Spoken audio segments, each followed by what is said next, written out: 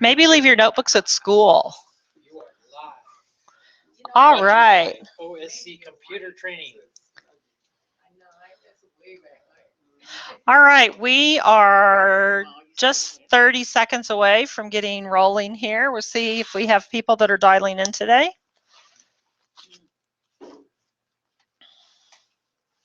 Calling in, we'll give them just another minute. This is workshop number 2. Create your professional profile. All right, so you've got your notebook. You got your notebook? Yay! Louise. Oh, I'm detached there. I like that. Okay, I like being detached. Reality. All right, we're going to let Louise come back. Then we're going to start. Yeah, we're in section 2. Create your professional profile. The top of the sheet says accomplishments and work successes.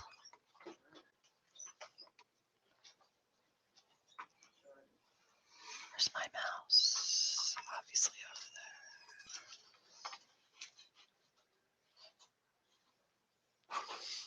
there. And here I see Rohit. He's going to get his notebook and he will be right back.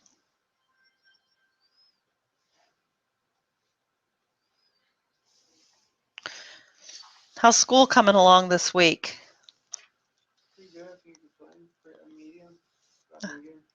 Can't complain, huh? Could complain, but won't. Days are long, but they're all good. Yeah. So, you know what I mean? It could be worse. Yeah, you're working away at it. That's A+. I'm going to wait for Rohit just so we can all start basically on the same page. He was just out catching a breath of fresh air. He is out in his work area getting his notebook. Is it a certain duration every week that we meet up that the class is? Every Wednesday at 12 until about 1:30. For 7 weeks in a row. So we're week 2 today.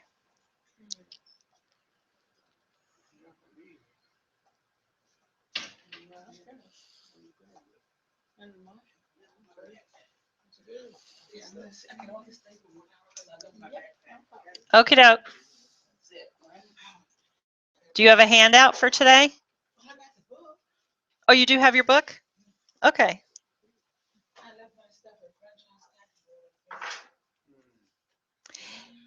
If it's easier to leave your notebook here and you want to leave it, I have a cabinet right above my desk. If you put your name in the front, you could just stick it up there. Yeah. I wasn't looking at you, Louise, but I might be talking to you. Yeah, wherever you like. If your backpacks are full, it is challenging to remember to bring something once a week. Okay, I am going to start because it's always the people that are here that have to wait, huh? All right. Again, today we are going to talk about creating your professional profile. And so we're going to focus on accomplishments and work successes that you've had from the past. And again, we talked a little bit last week about the fact that the majority of people that come to be students here at OSC are career changers. So you have work experience behind you that does have accomplishments and work successes associated with it. And again, a lot of the information that we're going to talk about and that you're going to write about yourself today will be used on your resume, in your interviewing, and in your cover letters. And also in responding to certain job descriptions. You know, a lot of times we see job descriptions that ask for 1 to 2 years of experience in this new thing that you're in school for and you want to go out and do. But I like to encourage you to go ahead and apply anyway, because so often you have other things in your background that are really strengths, because you're not like 20 years old and this is going to be your first real job. And so it's very much something you can highlight that you are well qualified to do some of these jobs because you do already have some experience in other areas. And when you're well qualified like that, you can talk about how you can come up to speed in a new job more quickly than some newbie who really hasn't had like work experience or much of a career behind them. And also it can really help you become more promotable once you are in that job. All right. So one thing I just want to say a little bit more about that as a career changer, when you do take some time, and that's what we're going to start on today, to take some time to note accomplishments that you've had and to really think about your previous work experience. That's really what does help you sell yourself. You are presenting yourself as a different person, not so similar maybe to someone that you're competing against, but it can really help to make you competitive and unique when you can really talk about some of the things that you have behind you. And again, you know, this is going to be on your resume and in your interview process and on your resume and in cover letters. And when you are in interviews, you want to be able to talk about things from your past that have some sort of accomplishment orientation to them. You know, it's one thing to say that I helped my company save some money. Okay, well, so then you want to build a story like we talked about last week. Build a story or have an example to tell. How much money did you save them? What was the process, or what was it that you implemented or helped your company come up with that did save them some money? And so keeping in mind what we worked on last week with your PAR, your stories and your examples, we're going to kind of use some of that similar process today to get through this building your professional profile. So I just want to take a second and read this little quip here next to Dr. Seuss, because I think it's just a good thing sometimes to be reminded about that today you are you. That is truer than true. There's no one alive who is youer than you. So just a reminder that each person right here in the room, you're very unique. You have yourself to offer a potential employer and all the experience and accomplishments that come with you. And I know sometimes in career changing situations and for a variety of other reasons, I have found that sometimes people don't really view themselves that way. They think like, I'm starting over. I don't really have anything to offer someone because I'm going to be new at this. But again, you do have a lot. And so I hope that today when we work on a couple of these activities, it'll help you just remind yourself about that if you're a little low on remembering those good things. All right.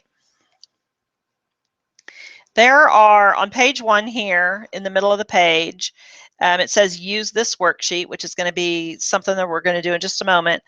Use this worksheet to help you look at your previous work and see your accomplishments. As you use this worksheet, keep the following in mind. And number 1 is that you want to list accomplishments that are specific and measurable. Okay? If you said, again, the same example, oh, I did something once that saved my company a bunch of money. Well, that's not very specific, is it? Gosh, they would be wondering, well, what on earth was that? And it's not very measurable. It doesn't have any defined, what did you save? Did you save them some money? That's measurable. You could say it saved them $12 or it saved them $1 million. I was working with somebody from the Stockton campus yesterday, and he was inspecting something related to the work that he did. I always try to keep people real anonymous, but there was a defect, and his discovering it kept the company from spending nearly $1 million on processing an order. And if that hadn't been caught, the problem hadn't been caught, the company would have spent like $1 million on this order, and it would have been a complete loss to their customer. They would have had to fix the problem and process the order again. So that's really measurable, okay? Next is number 2 here is to quantify whenever possible. For example, anybody in here ever been in sales? Yeah. Oh, yeah, I remember things we talked about. So when you can talk about like you increased sales, okay, what's more specific of that? Here the example says increased sales by 50% over the previous year. So there are 2 points right there that quantify your effort, okay? So that tells a lot more about your background, because remember, they're hearing you and they think, if he did that in the past, he can do that for us, okay? The other example here is supervised staff of 25. A lot of times people just write on their resume, supervised staff. Okay, is there a difference between supervising yourself or supervising 2 people or supervising 25 people? Yeah, a lot. So again, that's quantifying right there. Next example here says served a customer base of 150, the largest on firm's customer service team. So there are 2 points right there that are quantified. First of all, 150 customers. That's a lot more than 3 or 4, huh? And also the largest on the firm's customer service team. So how does somebody get to be a person that serves a customer base that is the largest in the firm? Yeah, you've proven yourself, right? So again, that's quantifiable right there. The next point when you're developing accomplishments that you're going to use in your job searching is to use superlatives. Big words, words that really quantify what this accomplishment is, and to use first. So using words like first and only, best, most, and highest. Sometimes people feel a little hesitant to use words like that because maybe feel like, oh, I feel like I'm bragging, or what if they don't believe that? But there's always a way to put those words together on your resume or to put those words together in an interview. So if you're more of the humble person and you think, oh, I don't know, I couldn't say that. I had just somebody was in here a couple days ago getting ready for a big interview, and so we were going over some of her information, and she's a little bit hesitant to use words like that, but she has a couple things in her experience where she was the first to do something in a previous work. So we just talked about how she can take those words and present them, because most everyone has something in their background that you can talk about yourself from that perspective. All right, number 4 here, for every accomplishment you list, ask yourself, so what? Does this item you've listed characterize your abilities and your potential for contributing to your next employer's success? So what? I don't mean that in like a sarcastic or belligerent sort of way, but for example, when you're reading a job description and you feel like you are trying to discover the things that match what they're looking for, ask yourself, like, so what? What does it matter that I have this ability and they're looking for this ability? Because then your answer comes from, so what? Yes, I have that, and here's why it matters. Okay. Sometimes we just read a job description and we think, oh, yeah, I can do that. Or, oh, yeah, I got some of those abilities. But we want to go line by line through that description, especially in this competitive day and age, to really discover for yourself with every job you're going to apply to, what makes you unique? What makes you really qualified? What makes you competitive? Okay. Because by the time they get 200 resumes for one open position, that's what they're using resumes for, is to find out who is not competitive for this job. You know, just as a reminder, you guys will spend a lot of time, and I'll spend time working with you too, getting your resume to read just the way you want it to, because you're trying to present yourself and promote yourself. But they're using that resume to whittle down from 200 to maybe 6 to 10 resumes of people they want to interview. So they're using it the opposite of how we are intending to use our resume. All right, number 5 here. Make sure each accomplishment is relevant to the type of job you are seeking. So here again is the idea that from job to job that you're applying for and sending your resume for, you may have to change some of the information on your resume so that your resume has the keywords on it that the job postings have listed on them. That's what makes your resume relevant to that job, because your resume is all they have about you until they get to meet you in person.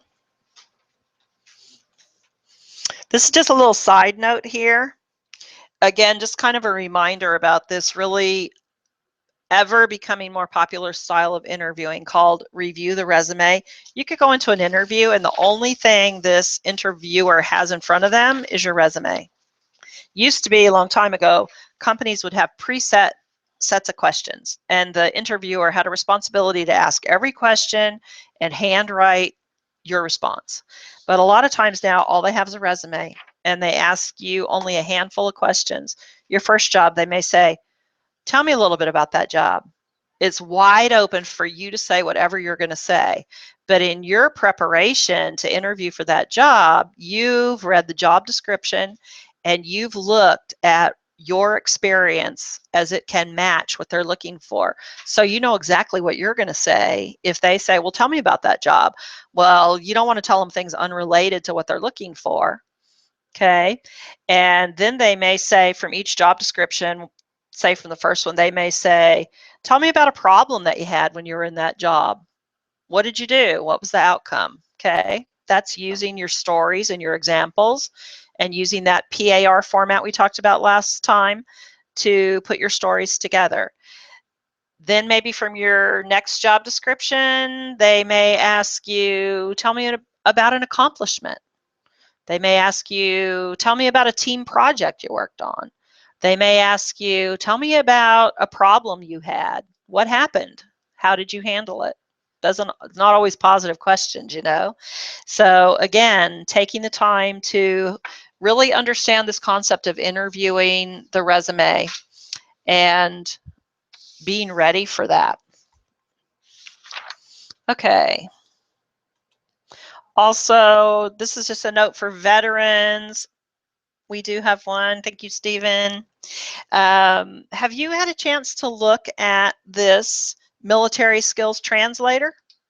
Okay, that'll be something that we can do together, because what it does is you enter in your military experience and title, and then it translates military activity for that into civilian work experience, and a job description. Is very cool.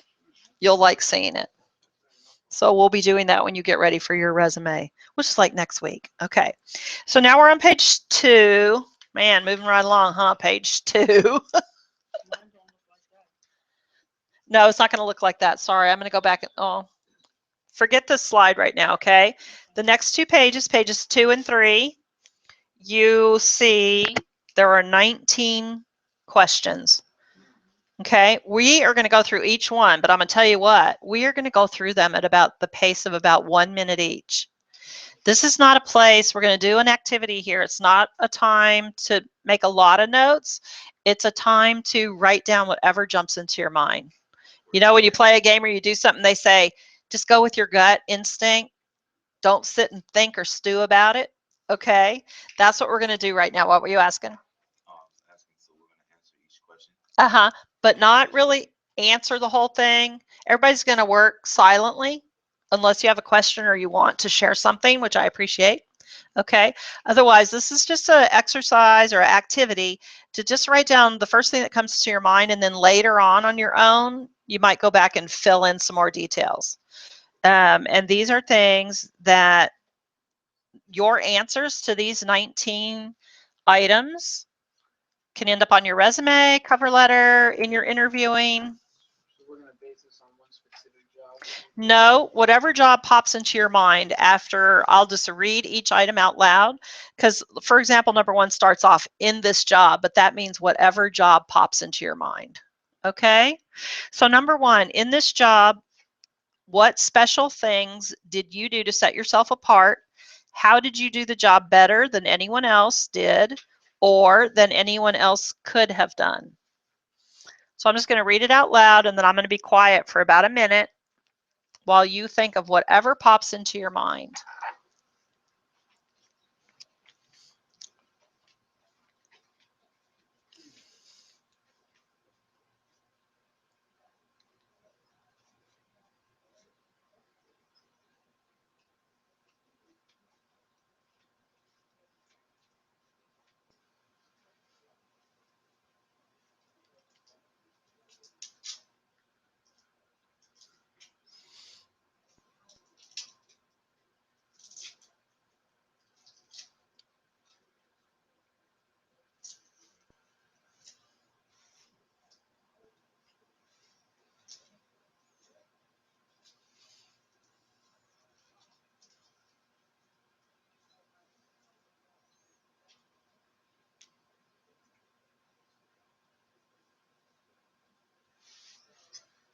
Okay, number 2, what did you do to make this job your own? How did you take the initiative?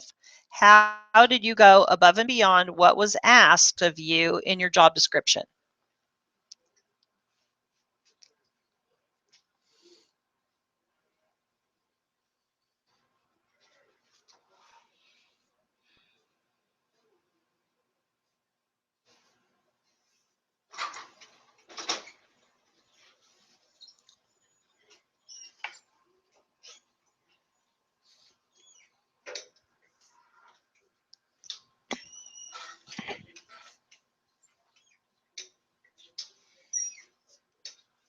If I go too fast, let me know, okay? Number 3, what special things did you do to impress your boss so that you might be promoted? Huh? Well, this is just a time to give you a little start on it. You might finish it later.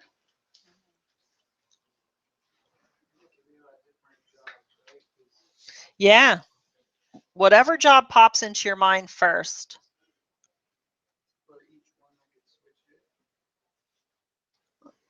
Yes. Oh, I need John or Sanjay.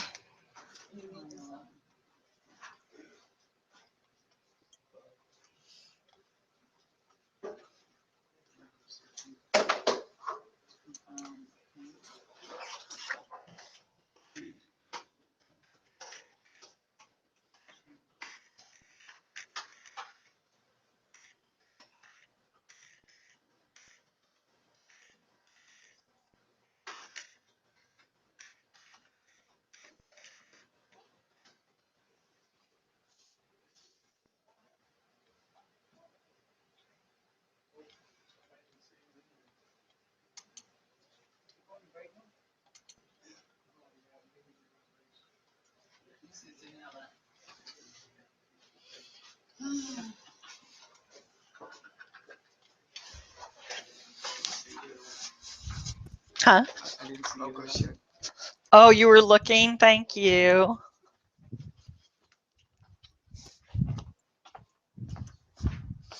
Oh, I don't know where John is.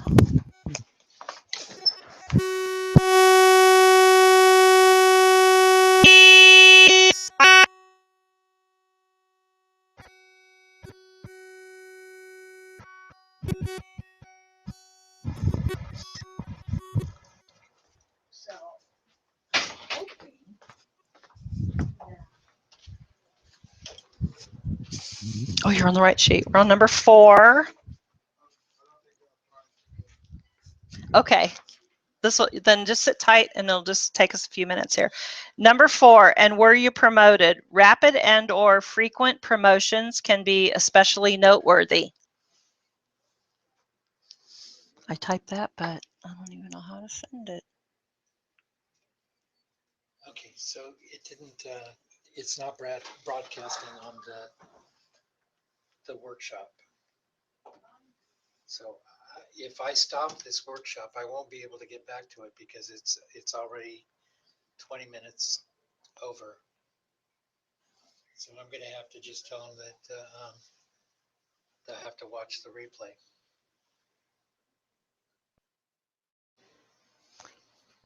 What did I? Remember, we were supposed to click the enter room before we started broadcast. Apparently, we didn't do that. Oh, no, we did. Well, it didn't take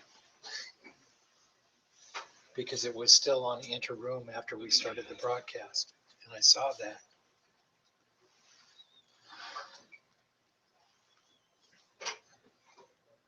Okay, so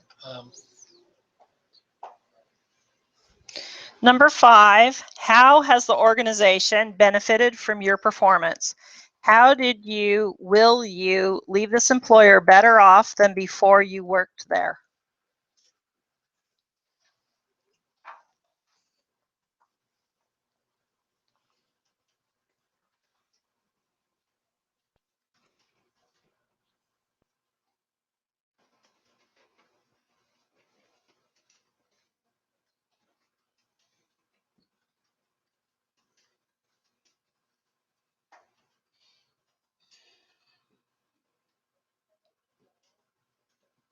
Number 6, list any awards you won, such as Employee of the Month, President's Club. There's all kinds of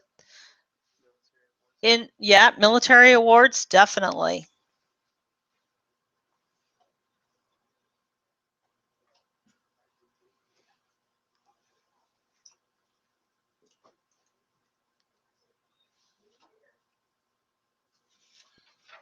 If we come across a question that doesn't apply to us, then we just leave it blank. Yeah. If something doesn't really apply to your past experience, just leave it blank. All right, number 7, especially can leave it blank because this is your work here. This is for you, and you'll use it again for resume development and things like that. So whatever doesn't apply is fine. You don't have to try to think up something. Number 7, what are you most proud of in this job? And again, whatever job comes to your mind, something that you were a part of that you're very proud of your contribution.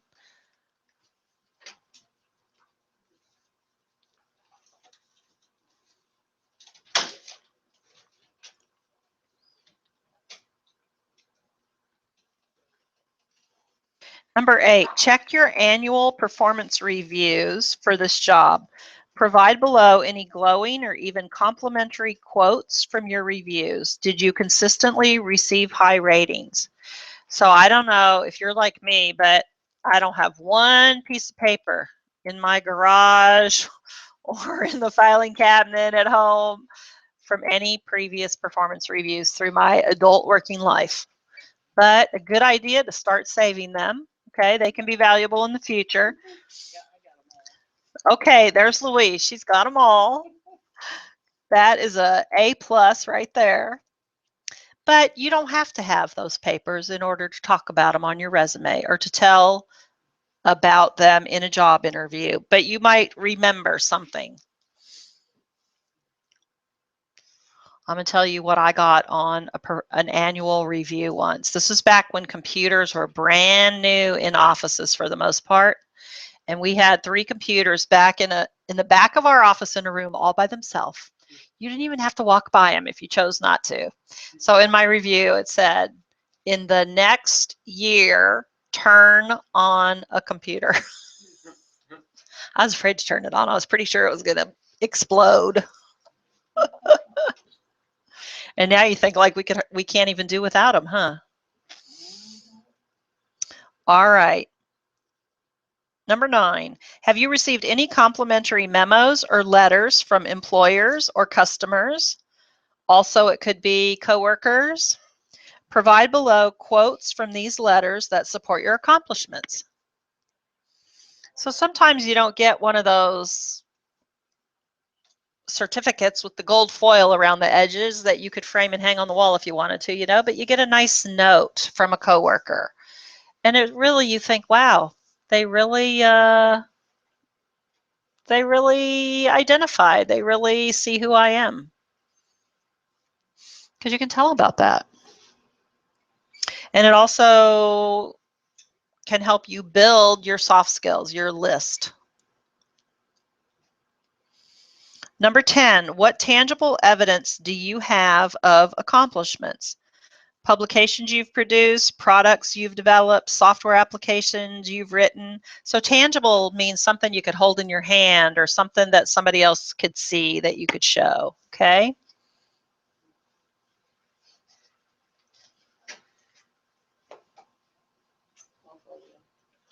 Huh?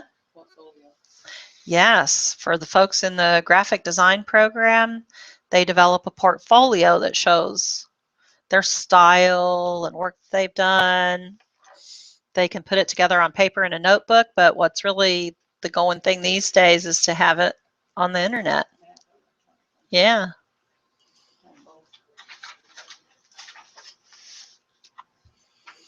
Okay, next page here, number 11. How did you contribute to this employer's profitability, such as through sales increase percentages? How have you helped your employer to make money?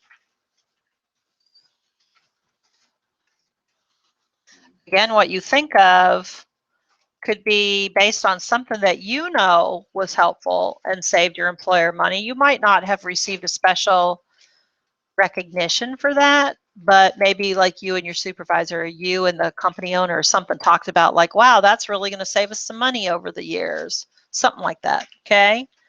Sometimes because it wasn't highly recognized in front of the whole company or something, you might not think it was that valuable or important, but there can be things that you helped make profitable for your company. Profitable doesn't even have to just be money either. It can be time, resources.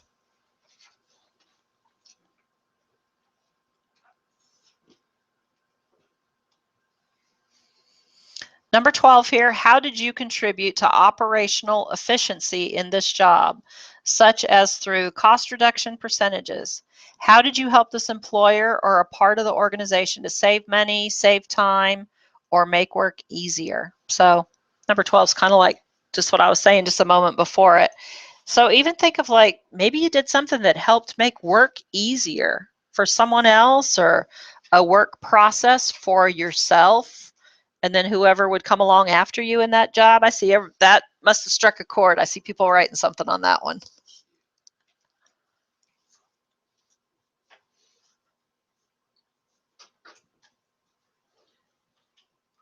There's nobody else Okay.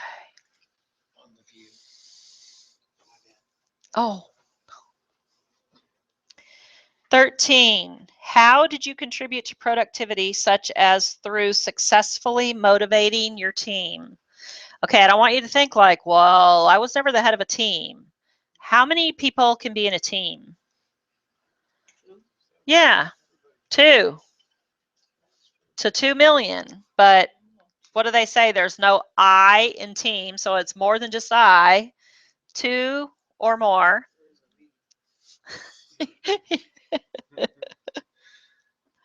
Oh, Steven, don't break my story up.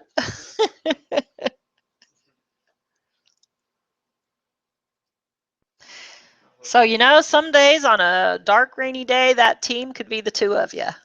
But maybe you motivated somebody to get going with you so you guys got something done. You know, it doesn't have to be something that was like a team project that took like 17 years or 3 months. It could have been just to get something done that day. But you have a style or a way of motivating other people to jump on with you and let's dig in and get this done.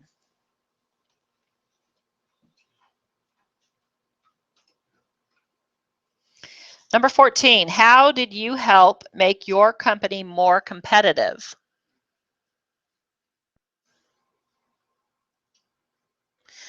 Think about what competitive means to you too.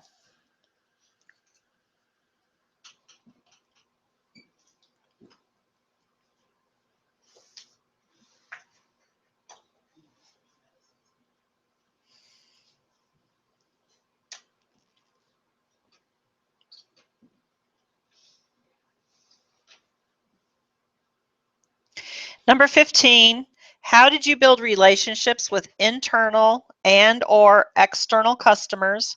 How did you attract new customers or retain existing ones?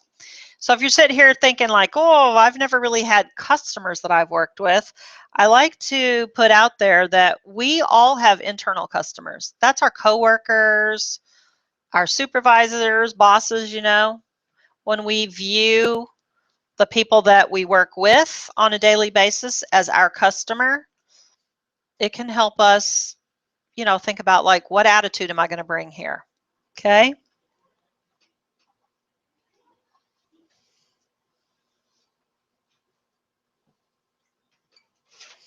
So on 15, when it does ask, how did you build relationships with?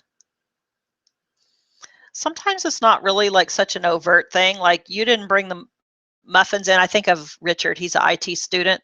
He has a buddy that owns a donut shop. So he's always bringing in his donuts. And people like Richard because he brings donuts. And they really like him on the days that he does bring donuts. However, that's not really what this question means. Are you a person that tends to go out of your way to greet people? And that just helps to build your relationships, whether it's customer or coworker. You know, do you go out of your way not only to greet them, but to make it a point to know their name and say it? People love that. Yep, they do.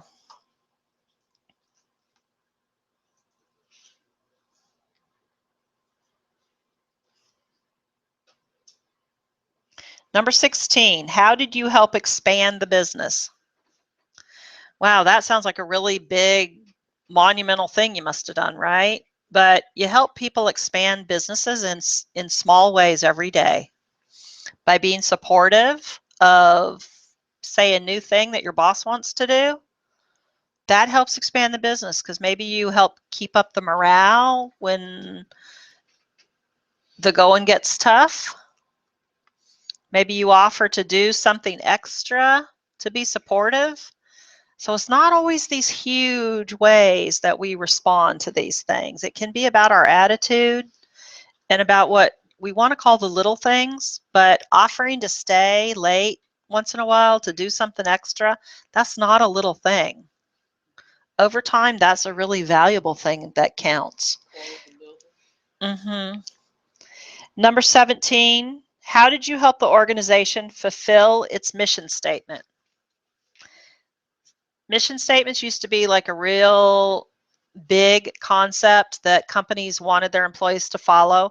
Maybe now you see like on a website, they talk about their values. That's kind of a newer concept, but it's pretty much the same thing as what used to be their mission statement.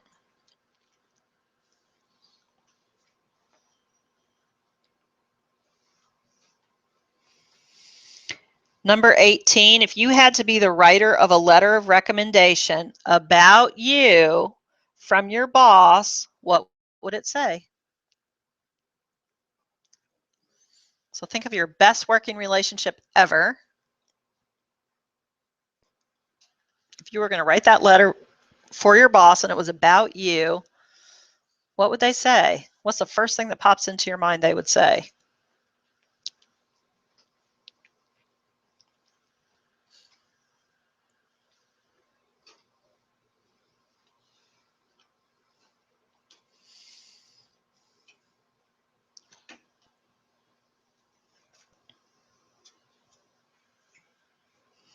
And the last question, how did you solve one or more specific problems in this job?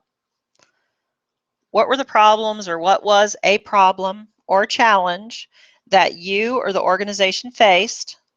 What did you do to overcome the problem?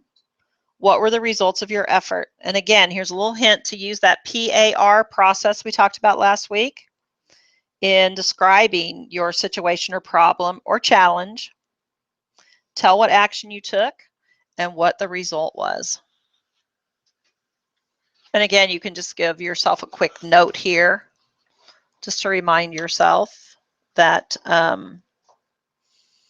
hopefully you have a little bit of time in the next few days to sit. If you feel like there's some additional information that you want to write about in some of these 19 questions, hopefully you can take just a little bit of time and fill out more notes for yourself. If what you've worked on right now is sufficient to jog your memory, then you're good, you're done. Okay, so now we're on to page 4. Streaking right along here. This page is a list of strengths that you can use in developing your resume, writing your cover letters, and when you are getting ready to do your interviewing. And again, you can look through this list, and I just encourage you to take a highlighter or just even using your pen to put a little mark next to the ones that really stand out to you that you would say, yeah, that's me. And these can be strengths from any place in your life, any time in your life, even if you haven't really worked yet or much, you still have strengths. Like the first one here, accuracy. Is it really important to you to be really accurate in your work here at school? Probably in a job that was important too, but just take your time to look through these. We're not going to do that right now. And then there's just some space at the bottom of the page. If you come up with some additional strengths that you don't find listed on the page here, just feel free to write them in on the bottom of this page so that you have a listing of them, because we definitely will go over strengths when we start working on your resume next week.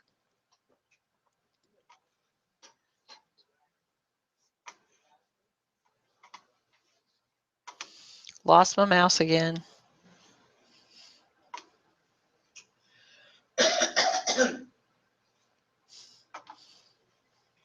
What do you do when you lose your mouse? All right. Next page here, page 5, at the top says Transferable Skills. So let's read what transferable skills are. They are skills or characteristics about you that no matter what kind of work you do, no matter what industry you do that work in, they will be of value to most any employer. So they're skills that transfer from one job to another, from one occupation to another, because they're a part of who you are. Okay? Are you just naturally a pretty upbeat person? Doesn't matter whether you're at home, at school, at work, out with your friends, wherever you are. That's what you bring with you. So we talk about we've talked a little bit about soft skills. So soft skill, I had somebody put that on their resume yesterday because it's just really a part of who they are. They can always be counted on to have a positive attitude. And that's just such a part of them. They wanted to make sure that it was on their resume.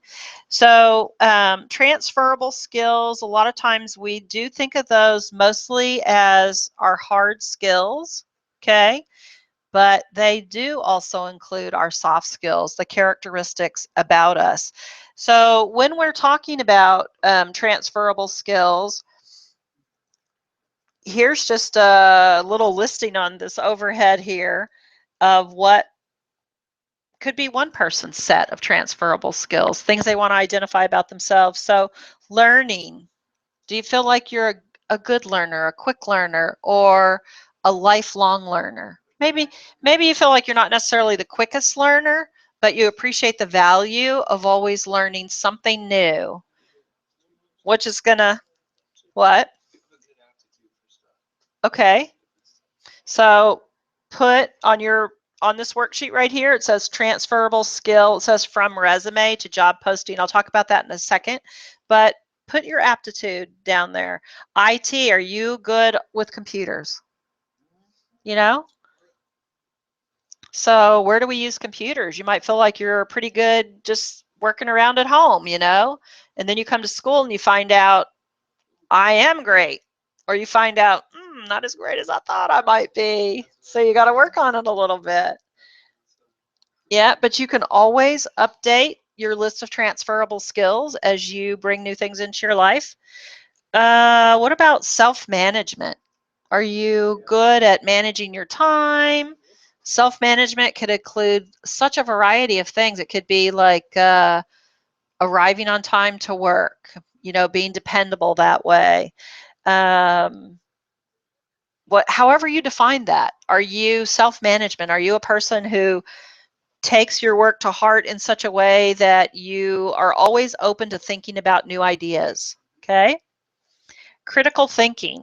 I'll tell you that one of the overall things that employers are saying right now, and this does apply mostly to like new high school graduates and new college graduates, but it is being implied across the board, age-wise and work experience-wise, that people are lacking in their critical thinking. So you got a problem and some people just say, that's somebody else's problem. Okay.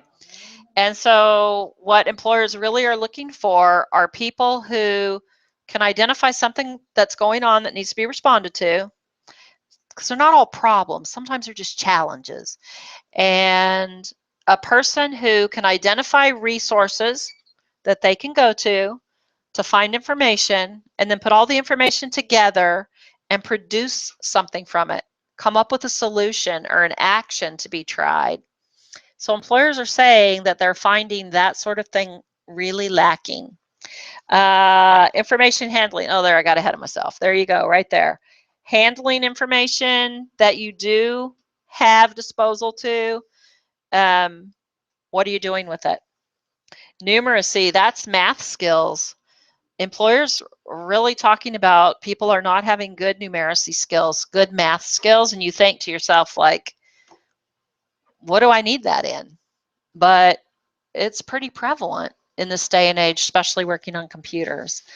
Career management. You know, career management, I mentioned this a little bit at the beginning today, that you folks, for the majority that are career changers, you come to a potential employer with a different background to offer. You have quicker potential to move forward because you have experience behind you. And career management used to be back in the day that go in, you'd get a review after a year, and you would get a pay increase and maybe some sort of promotion. Now they just want to give you a fancy title. They don't want to give you any money because they don't have enough. Okay. And they're not, companies are not really, for the most part, managing their employees' careers anymore, meaning their advancement. So who's it up to do that? It's up to us. Yeah. So that's why it's important to keep all that documentation of your reviews and awards and all that kind of stuff, because when you feel like you're ready for some sort of management of your career, like a promotion or some advancement or some more moolah, you got to prove it. So when it talks about career management, I just want to throw this out, that when you do start a new job, it's really important to have a copy of your job description. And most times it's not given to you. And then we feel kind of like, oh, I'm not going to go ask for that. They'll wonder why I'm asking for that. But to ask for it and then have it as a reference to make sure that you are learning all the things that you need to learn to master that job, because then you want to be able to get ready to move on. So after you feel like you've really gotten your feet wet and you've really mastered your role, maybe like a year, you know, then you can go and ask for a job description for a role you'd like to be promoted to, so that you can find out what are the minimum things I need to know and be able to do. Which one of these things can I already do? And what do I need to work on to go eventually and ask for this promotion? And so it is really up to us as employees to manage our careers these days. And teamwork. I think everyone is really familiar with the concept of teamwork and how companies value that. And they value it even more so today because of some things that are just inherent in our work environments. Now we have much more of a multicultural work environments, and it is very valuable and sought after that all of us in a group be able to work and to be willing to work with people from different cultures. And that requires us to have understanding and to be willing to be open-minded and to learn from others. Because a lot of times we come in and we got our own ideas, you know, and we present that way. But we can learn from each other, and we come out with much greater contributions in our work environment when we can include a team full of people. And what do we always put on resumes and stuff? They say, do you work well in a team or independently? And what do we always put? We usually put both. We can do both. Yeah. And then communication. Big one that employers are talking about. And with an emphasis on written communication, especially when it comes to emailing. Because emailing, do you know we have a system right here in the school? Like if you know Kathleen Brown, her desk is back over here behind the IT section, but we have a system. All I have to do is type in a question to her. Psst, I don't even have to get up and walk. It's instant. But it's through the phone system. But the phone system's on the computer. So any of these things that you have a question about or you need some ideas about how to present yourself that way, we can go over that, especially when we're talking about developing your resume and so forth. All right. So again, this is a place to make a list on page 5 of transferable skills that come to your mind. All right, now we're going to do a little activity here on pages 6 and 7. On page 6, you see there's a resume, and the person's name on this resume is Joe somebody. And on page 7, the right page, you see a job description for a sales associate with Sherwin-Williams Paint Company. Okay? So what we're going to do is we are going to identify some transferable skills. There's a whole lot of transferable skills on this page, but we're just going to do the first 3 together. So everything on the Sherwin-Williams job description has a transferable skill on that resume. But we're going to start with number 1 here. It says this position is responsible for assisting customers in person and over the phone by determining needs and presenting appropriate products and services. So now if you go over and look at Joe somebody's resume and read through his work experience, which job, which statement do you see that even though he's never worked for Sherwin-Williams, he may know nothing about paint, he might never have even lifted a paintbrush in his life, but he has transferable skills from his own work experience that will help him have an understanding and some ability.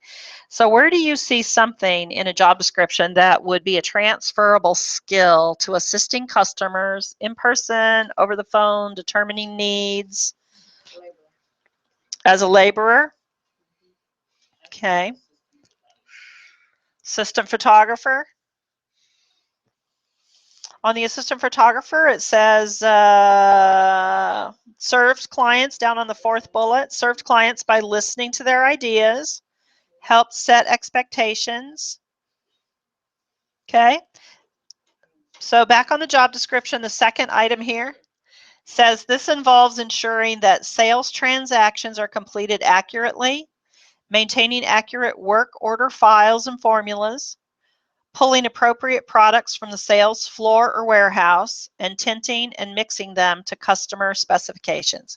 Okay, so there's lots of points in that line, in that item, right? But if you take that information and look through Joe somebody's resume, where's a point that you see that responds to some part of that section on the job description?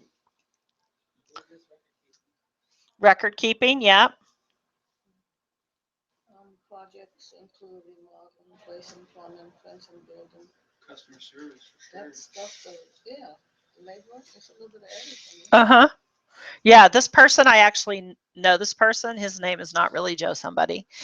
And this was an actual job that he was applying for. And so when we saw the job posting in relationship to his background, we're like, whoa, that's a great job for you.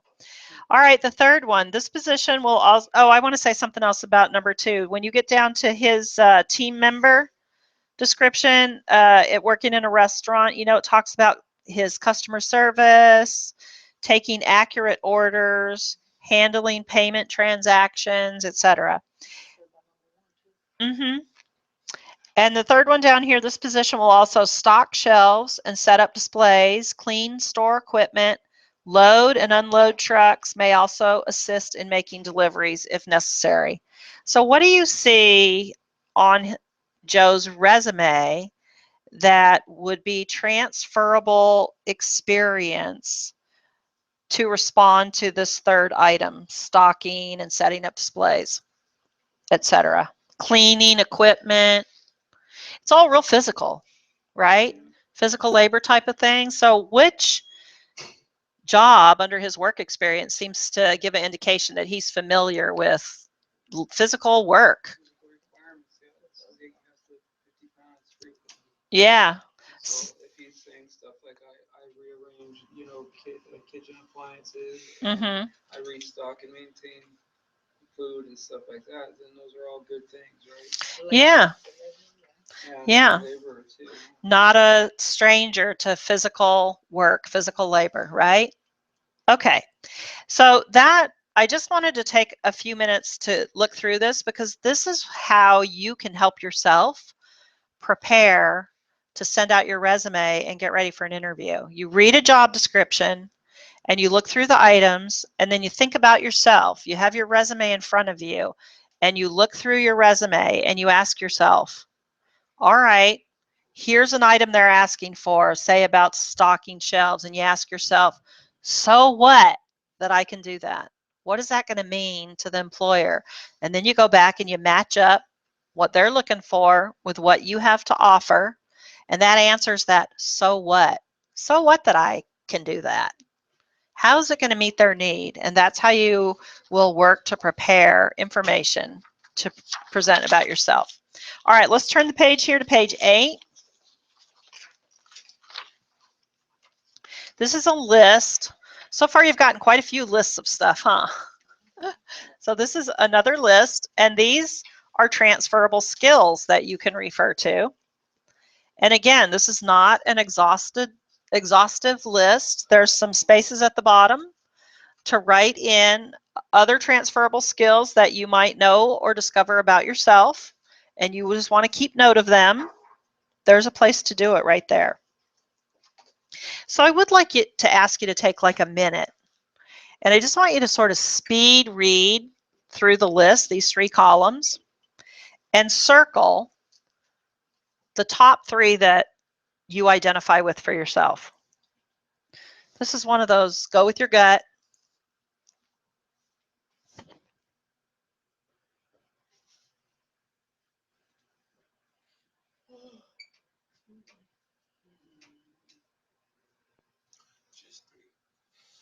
I know it's hard, huh? Later on you can choose more, but I just wanted you to take a quick look through the list and just spot like 3. Yeah, that's me. Are you a good listener? Can you hear other people make complaints and you just always have kind of a quick, solid idea about how it could be resolved? Okay. So everybody here might mark quite a few, but I just want you to real quick pick your top 3, and then I'm going to ask if you will to just say your top 3 out loud when you're done with that. You might find 10 or 20 on here. Is it best to pick the ones that you think that they would want to hear? Yes. Yes. And again, depending on the job description and what they're looking for, you might change these from time to time because they'll be up on the top of your resume. All right, who's going to be the brave soul and go first? All right, Stephen. Well, my first 3 that I thought that an employee would like to hear is, I'm dependable, I'm financially responsible, and I'm a positive person. Okay. That I'll show up and be in a good mood and be responsible with their money. Okay, excellent. And you did something that I want to make a point about. You said the word, and then on the last 2, you gave your definition of it. So next week when we start working on your resume, that's something that I'll ask you to do, is to identify strengths that you want to note on your resume, but then I'm going to ask you to create your own definition, 1 or 2 sentences, your own definition, because how you might define a word, I might define the same word a little differently. So because you're expressing about yourself and what's unique to you. I mean, I could make up a definition, but then you might say, no, that's not really how I mean that. So that's something that we'll work on, is for you to define what that strength means about you. Louise, you got 3? Yeah, I got several, but anyway, organized, Okay. result oriented, Okay. positive person. Okay. Oh, so you had each had 2 that were different and 1 that was similar. Any other volunteers? I accept responsibility. Okay. I'm observant. And I like to motivate people. Wow, look at the difference. That's very cool, huh? Put everybody together in this room as a team, you guys would have a winning end result of what you were working on for sure. Rohit, you got 3? Off of this sheet, page 8, transferable skills. Which 3 of those do you feel like are your top skills about you that you might want a potential employer to know? Okay, you feel like you're a good decision maker. Computer skills, okay. And what? And bookkeeping? Okay, good. All right, now we're on page 9, and at the top you see the title says the features and benefits of you. So I'm just going to go through the information at the top of this sheet. It says the concept of features and benefits comes from the world of sales. In the selling process, it's important to understand the features about the products you are selling to your customers, right?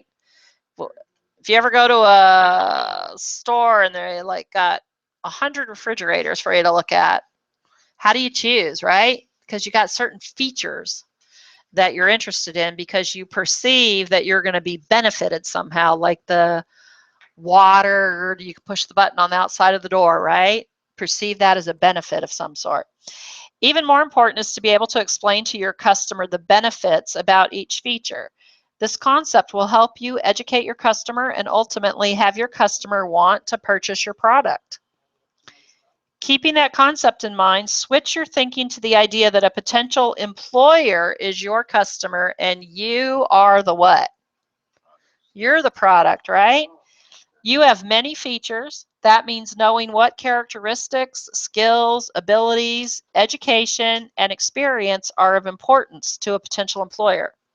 And the benefit of employing you to the potential employer is the value that you bring to the employer because they hire you. Okay? So when you are reviewing, for example, reviewing a job description of a job that you're deciding if you are going to apply for it or not, ask yourself, okay, from what I'm reading in this job description, what are features about me that will make me of interest to this potential employer? And because I have these features, what are the benefits? Okay, because when you get into an interview with this person, it's one thing to just tell them, yes, I can fix computers. Well, what's the benefit to them? Then you could talk about your troubleshooting abilities and your accuracy, and that you're typically able to do that very quickly. There's a benefit right there. 1, maybe your knowledge, and 2, your accuracy. You don't have to come back. Somebody doesn't have to ask you to come back to their computer 5 times to get the same thing worked on or fixed, right? You're typically very accurate and you get the job done the first time. And then you can tell a story, give an example of a time that you did that supports what you have just said about yourself. Because remember, we only have our words to help an employer see us kind of in action, because we're describing something that we've done in the past. Because what do they say in this behavioral interviewing? If we did it in the past, we'll do it in the future. Do it again. Yeah. So here is a sheet that you can use in the future to make a list, make note of features about yourself, and then think about, okay, so what? This is a feature about me. So what? What is the benefit to this potential employer because I have this feature? Okay, I like to tell the story about the time my very old 3-cycle dishwasher decided today was its last day to wash dishes. And so I was all excited. I'm going to go get a new dishwasher with 23 cycles on it. So then it comes home and it's got like an 80-page manual to read to wash my dishes. Come on, no way. I'm not reading that. And the same way I do my wash. Always on this. My son will say, Mom, what cycle do you use? I'm like, I use the same cycle no matter what. Normal, yeah. And so by the time the repairman came and put in the 3rd motherboard into my new dishwasher, what did I want? I wanted my old dishwasher fixed. I wanted it back, right? So the features I was blown away by. 23 cycles. But there was no benefit to me on that one. You know? No. So you think of your benefits is a good process to go through when you get ready to go to an interview so that you really can show your uniqueness potential to the employer. All right, next page here, you see at the top, it's just a reminder about using the PAR format in developing your stories and examples that you want to give, where you'll be talking about your transferable skills, the features and benefits of you, and also talking about your hard skills and soft skills. And even though we looked at this list last week in section 1, here it is again. This is the list from the survey that was done last year of 400 employers and things that they said across the country that they feel are things that are soft skills that they need, but they find lacking. So as you prepare yourself with your resume and prepare for interviewing, to look at this list and be familiar with it, to, if you need to, go out and develop some of these skills. And if you already have a good level or good balance of these skills from your past experience and your present life, know that these are highly sought after so that you can talk about them and present this about yourself on your resume and in interviewing. So I'm just going to run through them quickly again. The first one, good verbal communication. Second one, being able to work well in a team, work well with others. What do they say when you're little? Like our moms teach us, play nicely with others. See, you got little kids, you probably tell them that, right? Play nice. Yeah. The next one is effective communication in writing. And that in particular these days has to do with emailing. Yeah. Ethical judgment and decision making. Critical thinking, that was up on that slide before. Critical thinking and analytical reasoning skills. You know, you're in a situation at work, there's a problem, there's something that needs to be figured out. Are you a person that'll hang in there and think about it and come up with an idea and offer a solution and even maybe be the part of the physical workout of that solution versus saying, oh, you know, that's their problem and go off to coffee break or something, you know? Yeah. The ability to apply knowledge and skills to real world settings. That's sort of like putting what you know into action in your work environment. The ability to analyze and solve, we'll put the word complex in parentheses. This could be from complex problems to really the everyday sort of situations we come into. The ability to locate, organize, and evaluate information from multiple sources. And again, that one is really big. The ability to be innovative, to innovate and be creative. You know, sometimes we gotta, what do they say? Think outside the box, right? Stay current on changing technologies and their applications to the workplace. I had somebody a few months ago say that they really like to work on new gadgets and they wanted that idea on their resume. And I thought that was a little bit funny until we started talking about what that meant to this person. That's how he stays up on new ideas and new things that are coming out, new concepts that are coming out. Yeah. And then last here, the ability to analyze and solve problems with people from different backgrounds and cultures. And here's a little note here that says these skills and abilities are also noted to be valuable for employment advancement. So getting back to you career changers, you know, you're at a different place than somebody who might be in their early 20s, just getting out of school, you know, that really maybe hasn't worked much yet, doesn't have that same sort of background that you have. So you can help yourself get into a place of advancement with your employer, possibly more quickly. Again, here's another worksheet that you can use for your PAR format, your problem action result, to put stories and examples together. So now we are to the last page here, and we've gone through these couple of activities where you have identified some of this information about yourself, and this is a worksheet to make some notes on. So taking some of the information from this handout and things we've gone through today, and this is a place to put it all together. When you get ready to start working on your resume, here will be some information that you've already thought up and that you've thought through. And when you get ready to start preparing for interviewing, this will be a place that you can go back and look at some information that you've already developed about yourself. So I'm going to stop talking after I ask if there's any questions before you work on this professional profile. You have a section here to write out some of your top transferable skills, whether they're hard skills technically related to work that you do, or your soft skills, which is related to how you get that work done. Here's a place to write your top 3 strengths. That's really why I asked you that a few minutes ago. Here's a place to make some note about your computer skills. Everybody has to have computer skills these days. It doesn't matter what you're going to do.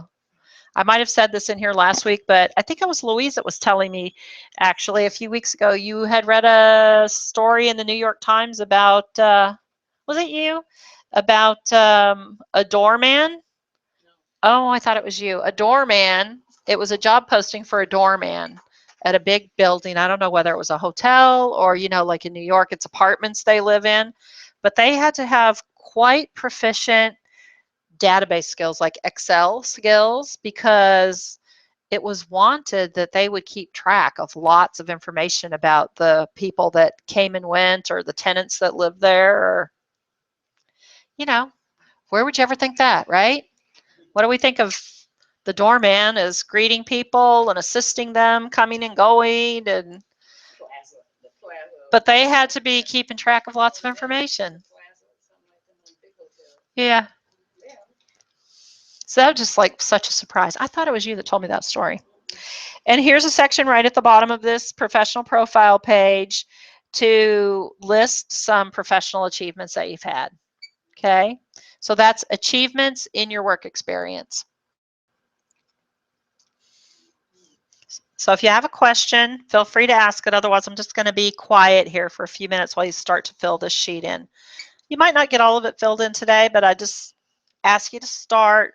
Typically, if we start something, we're more likely to go home and get a cuppa, whatever, and sit down and finish it.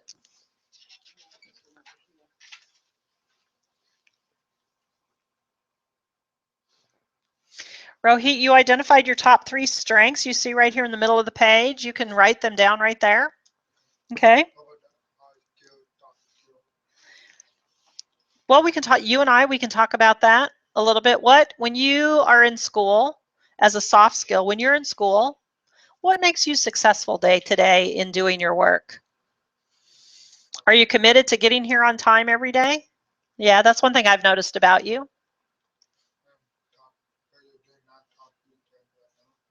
Yeah, under your top 3 strengths, the ones that you said out loud, you could write them right there.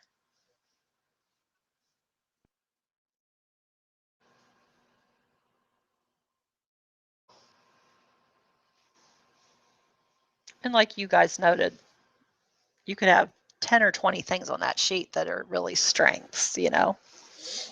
So you can write more than 3 on this page.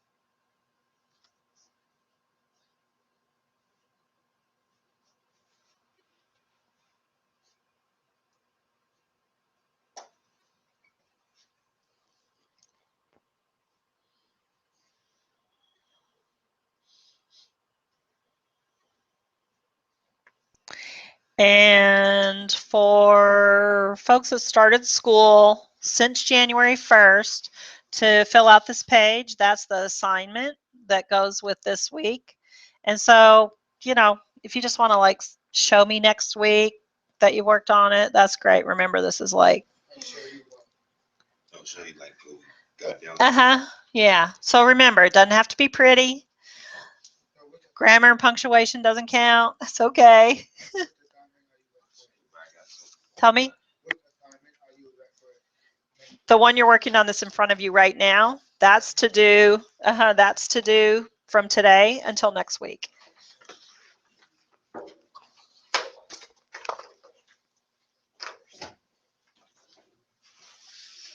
haven't finished it. Good.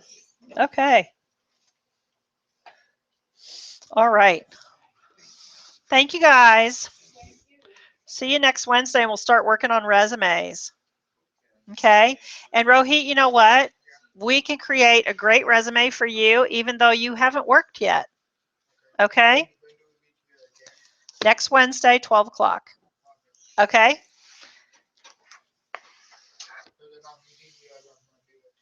No, this last Monday was just a makeup time for you and the other people that came.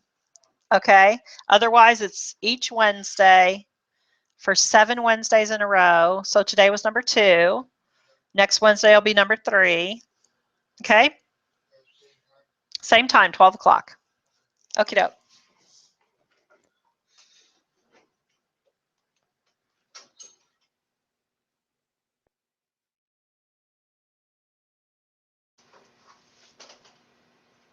Are you going to doctor tomorrow? No, I go to Stockton on Tuesdays. Only on Uh-huh. Are you here Friday? Not usually. I'm here Monday through Thursday. Every once in a while, I'm here for a little bit on Thursday, maybe because of a meeting or something like that. Yeah, but Monday through Thursday. Yeah. Never come here Friday? Huh? You never come here on Friday? Usually I do not come here on Fridays. You don't either? That's your day off? Okay. Reporting. Yeah. Well, thank you for coming today.